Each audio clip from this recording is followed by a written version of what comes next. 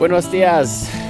So today is the third day since I started reading my new novel, and I'm feeling really good. What I decided to do was to finally polish up my Spanish grammar and really dive in and learn all the stuff that I've just never learned before in Spanish. So I got a 1-month subscription to Babbel, and basically what I'm doing is I'm just going and hammering through all of the grammar courses they have. So I already finished all the courses on like nouns, prepositions, and pronouns and stuff. I finished all the courses on verb forms in the present tense, and so now I'm on to going through all the different verb forms in other tenses and voices. So the passive voice, going through like the pretérito, perfecto, all kinds of stuff like that. And then there's a whole course all about the subjunctive with lots of different modules. So basically I expect to see a huge improvement in my Spanish grammar, because I should go through pretty much everything there is that's important anyway, or that's really crucial in the next week or so. And then basically I haven't started chapter 2 yet. What I decided to do was to take a couple days to go back through chapter 1 and really go through my dictionary and study it to try to fill in all the gaps, because I definitely missed plenty of detail. And then I'll go to chapter 2. I have a Japanese lesson I have to teach now, any moment. And then, I'm going to head over to my usual cafe where I will sit down with my beloved new novel and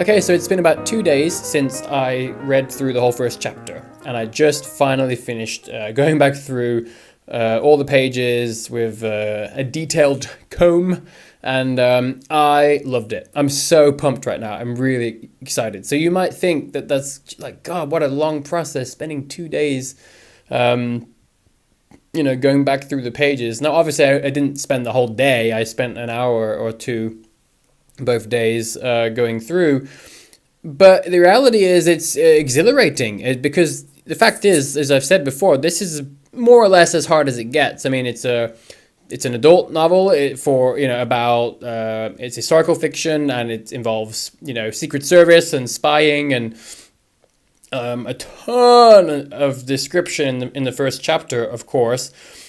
So it doesn't get much harder than that, and I'm not really at the level where you would typically probably choose something this hard, especially not for your first ever book in that language. But the point is, like, it's so exhilarating, and the writing is so good. It's so well written, and so I'm just enjoying like discovering it. And at the moment, there's just so many new words, so many.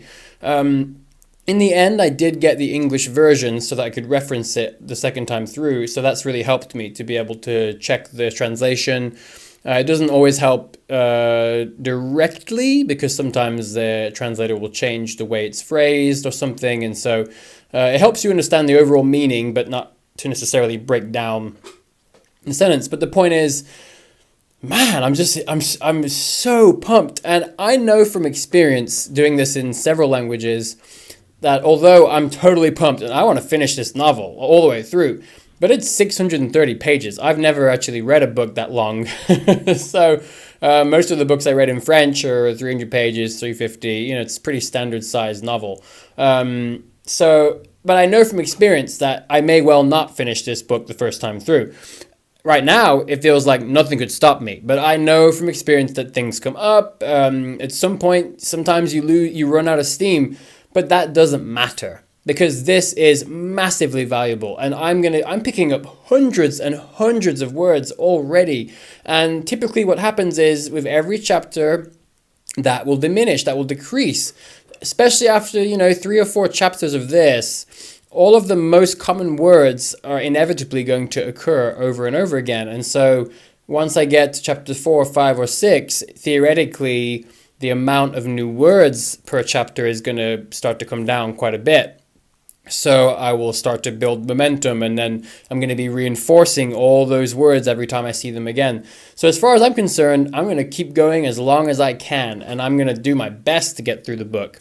But yeah, so anyway, I just wanted to say I'm so thrilled. I'm loving the method I'm using. I'm liking this interleaving of approaches where I'm going to first read a full chapter all the way through, start to finish, natural speed, as if I was reading in English or French, and then going back and dissecting it. And if I can keep up this pace of one chapter and then 2 days of review, one chapter, 2 days of review, that's already pretty good. And like I said, theoretically, I would expect to see, it doesn't happen overnight, but I would certainly expect to see within a few chapters that maybe it takes 1 day, to review. So then I can pick up the speed, and then it's one chapter, 1 day of review, one new chapter, 1 day of review. I'm having so much fun, and this is bloody hard.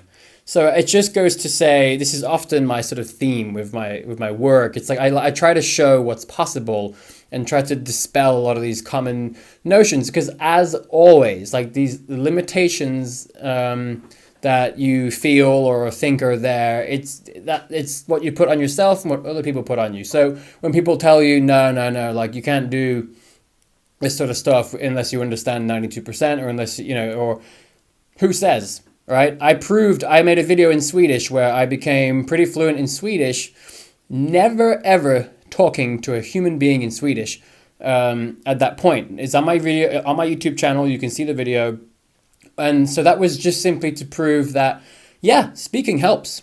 But do you need it if you don't have the chance to speak to people? Does that mean you can't become fluent in a language? No.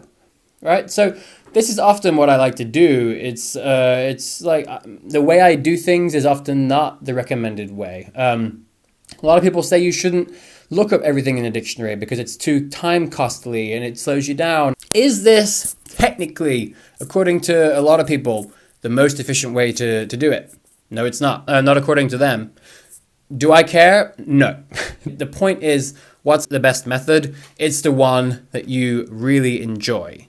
And if you enjoy it, and especially if you have this type of really detailed approach, and you stick at it, it's going to work. You're going to be fine, right? So anyway, as you see, I'm loving this. I'm enjoying it. I urge you guys who are learning foreign languages, ask me questions in the comments if you want.